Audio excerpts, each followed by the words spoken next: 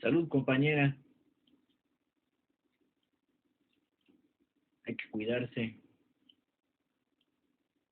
Tenemos acá nuestro texto les estoy poniendo el texto respecto al tema que nosotros estamos avanzando. Ya les he dicho, capítulo 16.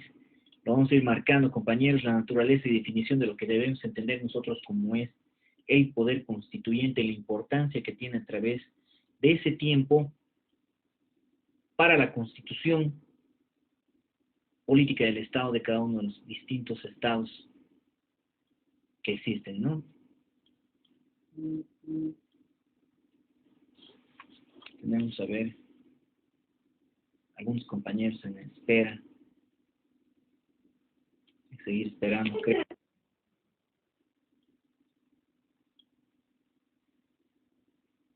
Tenemos que entender mejor entonces lo que es o quién va a ser el titular de este poder constituyente, ¿no? Debemos entender, y como les he venido refiriendo, que este poder constituyente lo tiene más que todo, y como nos han referido los compañeros, el pueblo, a través de los representantes. El poder constituyente va a venir a determinar lo que es una constitución.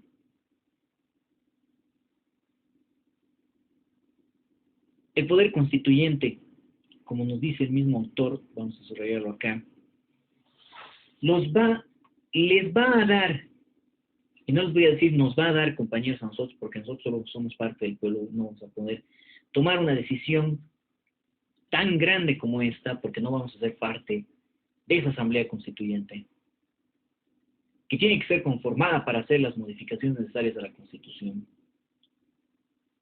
Y que desde siempre todo lo que se vaya a modificar tiene que estar a favor de lo que es, o de lo que nosotros tenemos que entender que es a favor de la población. El poder constituyente es la capacidad, como nos dice el mismo autor, de instituir, de crear, de fundar, modificar, establecer o a fin de cuentas organizar al Estado. Mediante el establecimiento de cualquier tipo de principio, cualquier tipo de valor, además de los fundamentos básicos que tiene que existir en el texto constitucional. Estamos hablando ya de la Constitución. Tener ese poder de poder ingresar a modificar el texto constitucional. Obviamente, compañeros, no en cualquier momento ni por cualquier circunstancia va a existir, o a solicitud de un particular o a solicitud del mismo presidente, quien políticamente gobierna, van a ingresar a modificar lo que es la Constitución. No va a ser así, compañeros. Tiene que constituirse, porque va a tener la capacidad de poder crear, va a poder modificar o volver a organizar lo que es el Estado. Todo esto a través de este poder constituyente. ¿Quién es el titular entonces que va a tener el poder constituyente? Hablamos del poder constituyente, hablamos del concepto que nosotros tenemos de lo que es soberanía, que tiene el mismo pueblo, la capacidad de autodeterminación, de imponer una voluntad, de otorgarse una norma propia, como nos dice el mismo autor.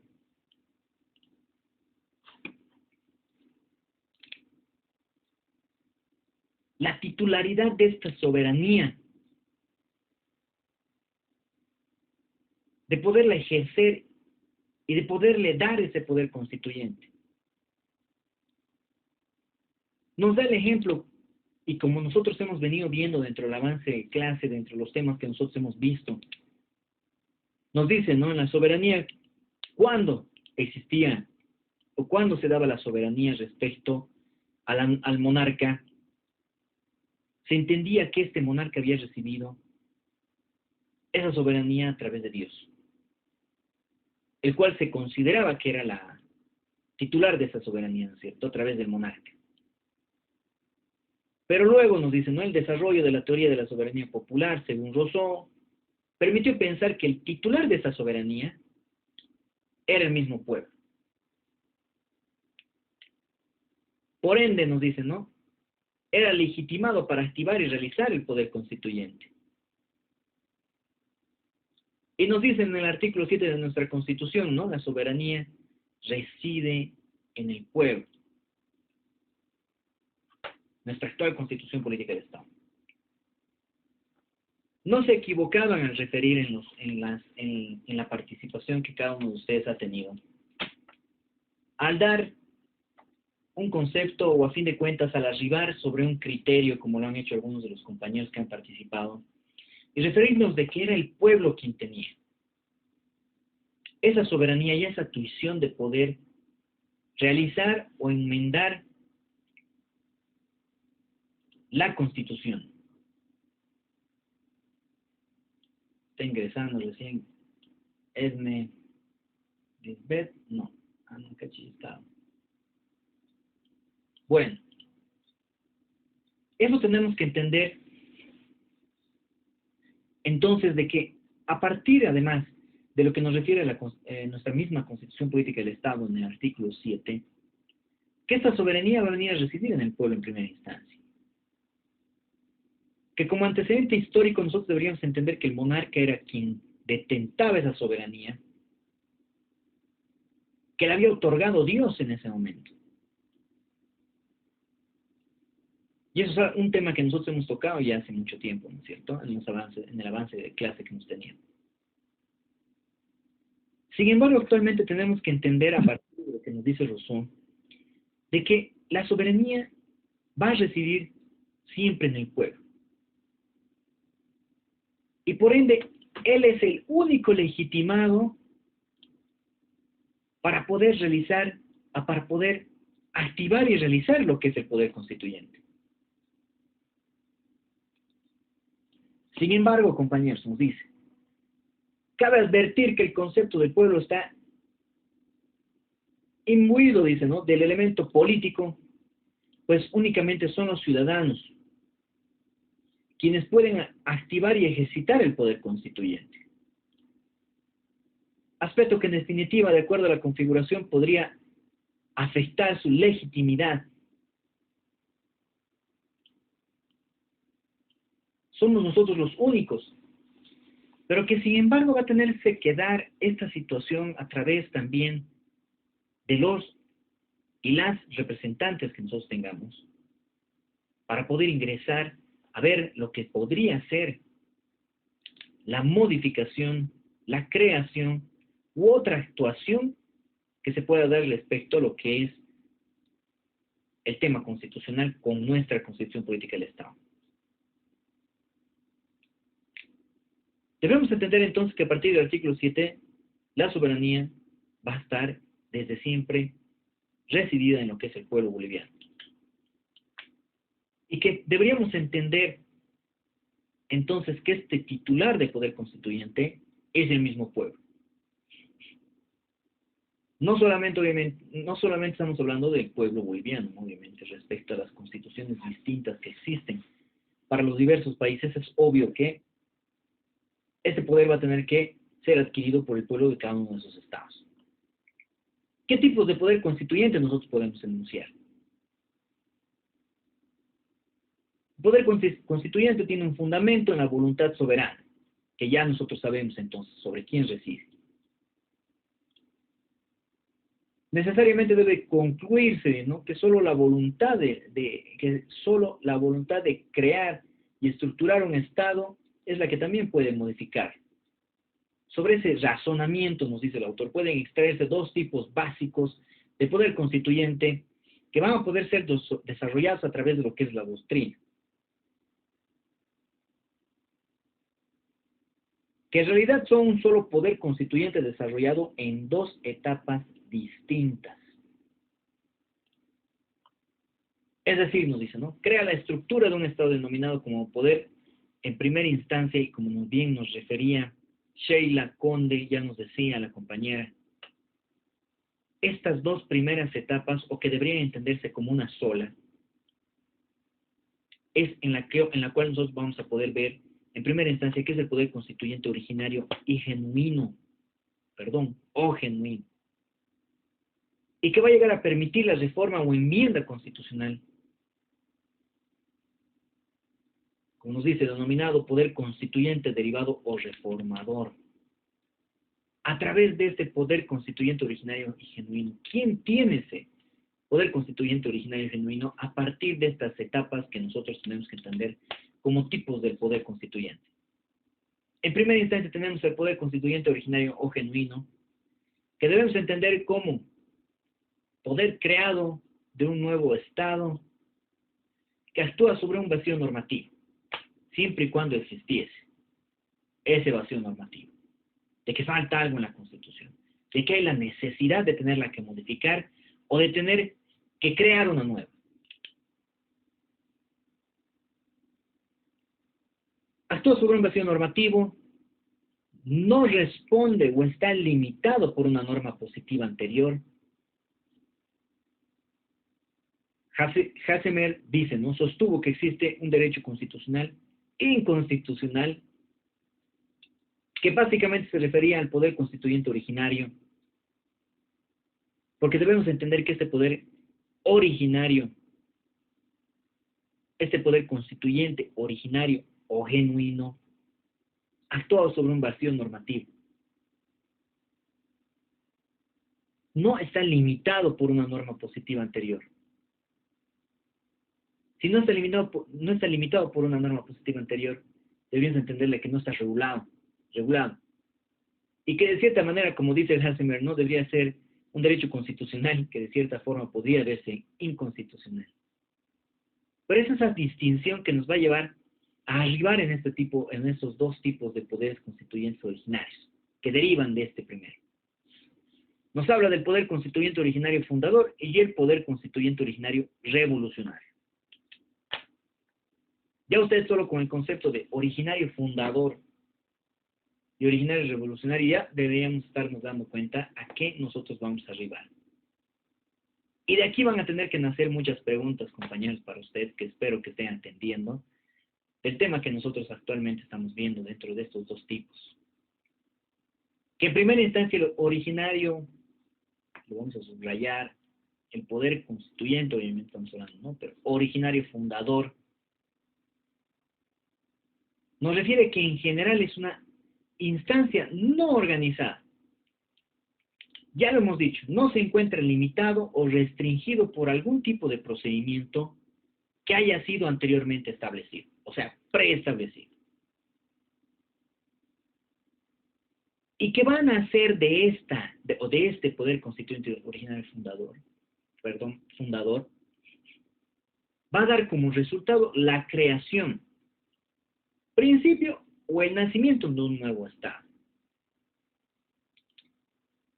El ejemplo claro para este poder constituyente originario fundador, compañeros, está, o la clave de poder entenderlo, está en nuestra, que podemos entenderla como poder constituyente a través de esa decisión independista de la Asamblea Constituyente del 6 de agosto de 1825.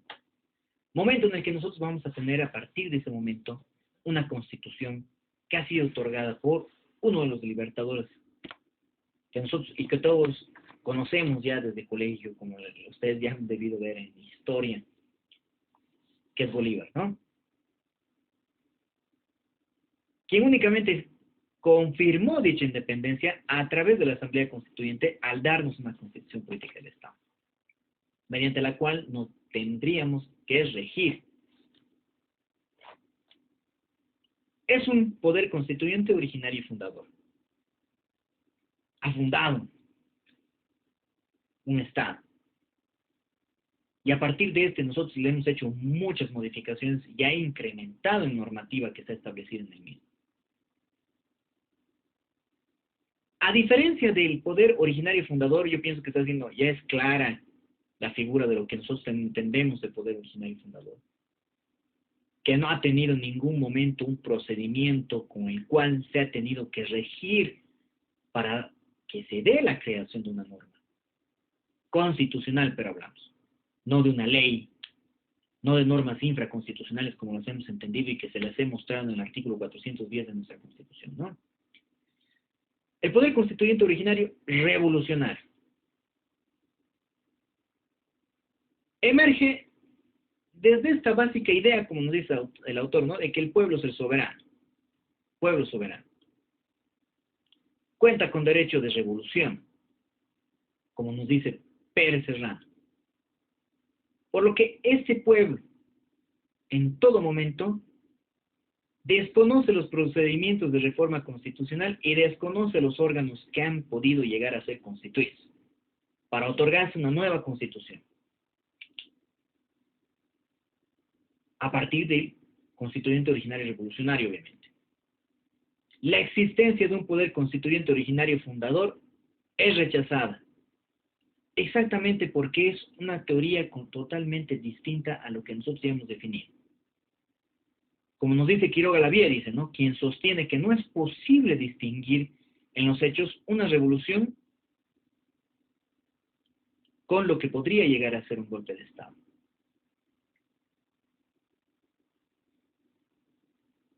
Quiroga Lavie nos dice que no es posible distinguir en los hechos una revolución con un golpe de Estado. En los hechos, pero si bien nosotros podemos llegar a distinguir cada uno de estos porque es clara la figura que se puede dar, ya saben, quien va a tratar de detentar el poder siempre va a tratar de hurgar la Constitución. Pero hablamos de un poder constituyente originario y revolucionario mediante el cual no se conoce y que va a tener ese derecho de revolución y que va a desconocer o que no se va a llegar a conocer los procedimientos de la reforma constitucional y que mucho menos va a poder llegar a reconocer. Es por eso que desconoce todos los órganos constituidos.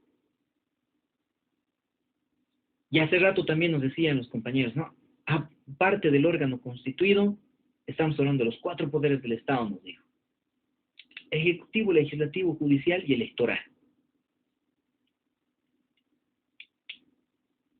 Este poder constituyente originario y revolucionario no va a reconocer ninguno de estos, va a desconocerlos. Para ellos no va a haber ningún procedimiento de reforma constitucional, mucho menos va a haber un poder constituido. Estamos entendiendo, ¿no, compañeros? Un constituyente originario y revolucionario, que pudiese haberse dado, ¿no? Pero para que haya un golpe de Estado, obviamente tiene que haberse desconocido esos poderes de Estado. Dentro de lo que nosotros estamos hablando en nuestra realidad social, obviamente, ¿no? De la situación que hemos atravesado nosotros ya en las anteriores gestiones, dentro de un hecho que ha marcado un hito, un hecho que ha escrito una nueva historia en nuestro país y que va a quedar marcada esa etapa.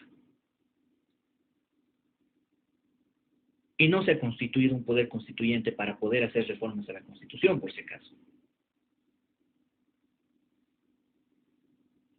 A partir de lo que hemos analizado en lo que es el poder constituyente originario o genuino, originario de inicio hablamos, ¿no es cierto?, tenemos que llegar a ver lo que es el poder constituyente derivado y reformador. ¿De dónde deriva? Ya no estamos hablando de una modificación a la Constitución, sino de un inicio, un poder constituyente originario o genuino, a distinción de lo que va a poder ser derivado y a fin de cuentas puede llevar a una reforma. Nos dice, ¿no?, si en parte de la idea de que la Constitución está por encima de los poderes constituidos, que así nosotros debemos entenderlos, resulta claro que la Constitución, y por ende toda reforma de la misma, es resultado del ejercicio del poder constituyente, de esos poderes constituidos. Así como también la función del poder constituyente derivado corresponde al poder de revisión total o parcial del texto constitucional. Ya estamos hablando ya aquí de lo que nosotros entendemos como el poder constituyente derivado corresponde al poder de revisión total o parcial del texto constitucional. Podemos modificar conforme al procedimiento que ya está preestablecido en la Constitución Política del Estado. ¿Tenemos la opción de poder hacer reformas sobre nuestra misma constitución política del Estado? Sí. Este poder constituyente derivado va a tener ciertas limitaciones a partir de lo que nosotros entendemos como es el poder constituyente originario. Pues va a existir, como nos dicen, ¿no?, controles de naturaleza jurídica que van a ser traducidos en especial dentro de lo que va a ser el control de constitucionalidad, para que no se salga del contexto de lo que se está tratando, para que no exista una norma que no pueda ser llevada a cabo o que sea parte de un texto constitucional, que no vulnere otros derechos o que modifique otros que también son parte de lo que es el texto constitucional, que debemos entender al texto constitucional como una norma superior, una norma necesaria dentro de lo que es nuestra misma sociedad, ¿no es cierto? Y para eso nosotros tenemos que ver de que dentro del constituyente derivado reformador tiene que existir necesariamente un control de naturaleza jurídica, como nos dice. Y que va a existir obviamente este control a partir de que se van a poder realizar reformas como lo que ha sucedido con nuestra Constitución del 2009.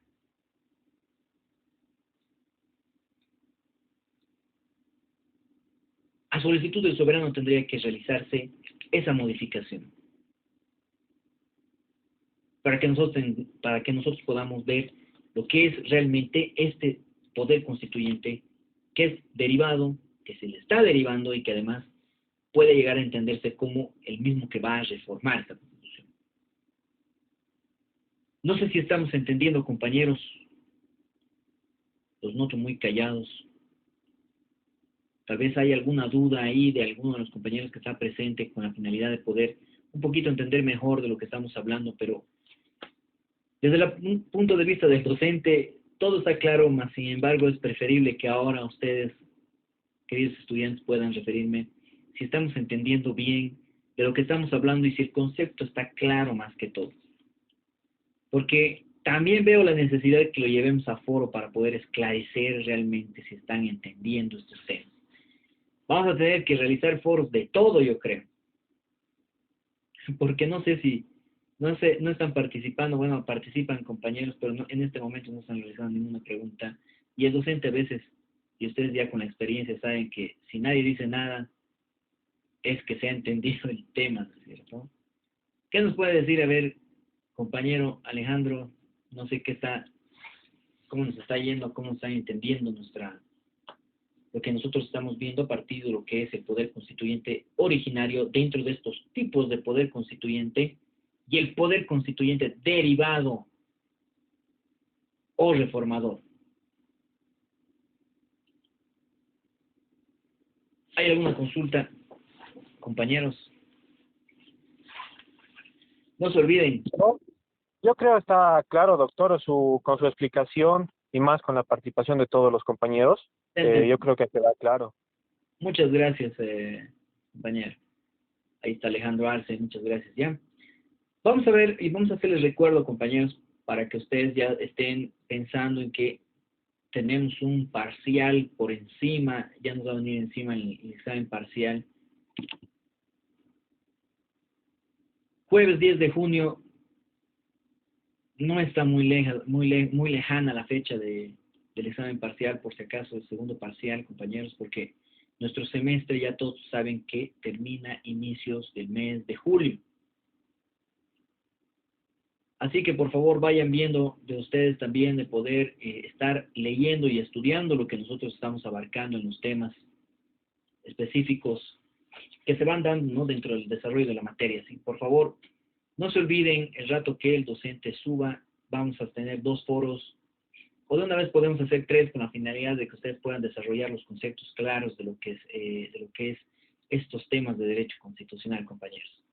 ¿Ya? Y para finalizar vamos a ver qué tipo de trabajo. Ya saben que es un poco complicado darles trabajos, especialmente en esta etapa, ¿no? Que lo ideal sería que hagamos incluso tal vez una exposición respecto a un tema específico, pero un tema que no vaya a ser desarrollado por el docente, o que más bien sean temas que o que puedan derivar de lo que nosotros estamos viendo, ¿no? O tal vez profundizar un poco más allá de lo que estamos nosotros analizando en este momento, que hubiese sido ideal. Dudo que este semestre volvamos a la normalidad, a la relativa normalidad, compañeros, más bien en vez de realmente pasando tanto tiempo de esta pandemia, mejorar la situación, creo que ha empeorado. Y estamos viendo nuevamente en esta, creo que es la tercera ola, ¿no? No sé si es la cuarta o la quinta ola, ya no sé en qué momento parará esta situación, compañeros. Estamos viendo más enfermos, estamos viendo gente que cada vez, bueno, particularmente compañeros acá, demasiados colegas, amigos, están con ese tipo de enfermedad, entonces complicada la situación para todos. Vamos a ver lo que es la teoría de la reforma constitucional, compañeros. Pero para que ustedes puedan realmente participar y de cierta forma poder entender mejor de lo que nosotros estamos hablando, creo que lo vamos a dejar para la siguiente clase. Necesito que vayan leyendo lo que es nuestro texto, compañeros. Tan sencillo es ahora que ustedes saquen en su celular el PDF. Yo sé que tienen otras 3, 4 o 5 materias más que están llevando dentro del semestre. Pero tiene que existir un momento en el que ustedes tienen que empezar a leer y tienen que leerlo no solo un día antes de que se lleve a cabo el examen o a fin de cuentas el mismo día que estemos dando el examen, revisando los PDFs o los dossiers que los docentes o cada una de las materias les van dando, ¿no? Por si acaso esa situación, yo pienso que es contraproducente más que beneficiarles, les complica esa situación. Y es por eso que se ven reflejadas algunas notas que no son meritorias, ¿no? Y que de cierta manera tal vez no es lo que refleja realmente lo que ustedes saben. Es por eso que ya saben, y les vuelvo a decir, compañeros, que sus foros tienen que desarrollarlos siempre con el criterio y en base a los parámetros que se les da, porque este semestre no les voy a hacer valer, como he visto, si bien hay algunos compañeros que generalmente están participando, los foros que ellos desarrollan sí están abarcando lo que uno espera, ¿no? Pero sin embargo el resto de los compañeros se les ha tratado de ayudar, a los que han presentado solo por la presentación, pero este semestre va a ser la nota que realmente se merecen, compañeros. Así que vayan viendo de poder participar de forma correcta y leyendo muy bien lo que nosotros estamos avanzando para poder resolver nuestros queridos foros y poder obtener la nota máxima de esos 15 puntos que tenemos pendientes. Lo dejamos pendiente para la siguiente clase, lo que es la teoría de la reforma constitucional, con la finalidad de que ustedes puedan entender, compañeros, leer un poco más y ver al finalizar lo que es la reforma total que puede existir dentro de una constitución política del Estado. Ya sabemos lo que es la parcial, pero ¿por qué tiene que darse una reforma total? ¿En qué situaciones se va a dar una reforma total de una constitución? Y para poder conocer lo que es una reforma total de una constitución, tenemos que necesariamente ver lo que en teoría debemos entender que es una reforma constitucional. ¿Y qué parámetros o qué antecedentes históricos podemos nosotros analizar respecto a lo que es una reforma constitucional? Eso vamos a ver en la siguiente clase, compañeros. Por favor, les voy a pedir que el día de hoy, o para la siguiente clase, perdón, puedan ver ya lo que es este examen, o perdón, lo que es este aspecto, por favor. Ya, así que vamos participando un poco más de todo lo que nosotros podemos dar en derecho constitucional en esta primera parte, compañeros. Vamos a quedar acá, nos vemos por favor la siguiente clase, espero que tengan la misma participación y estén siempre presentes en las clases virtuales, compañeros.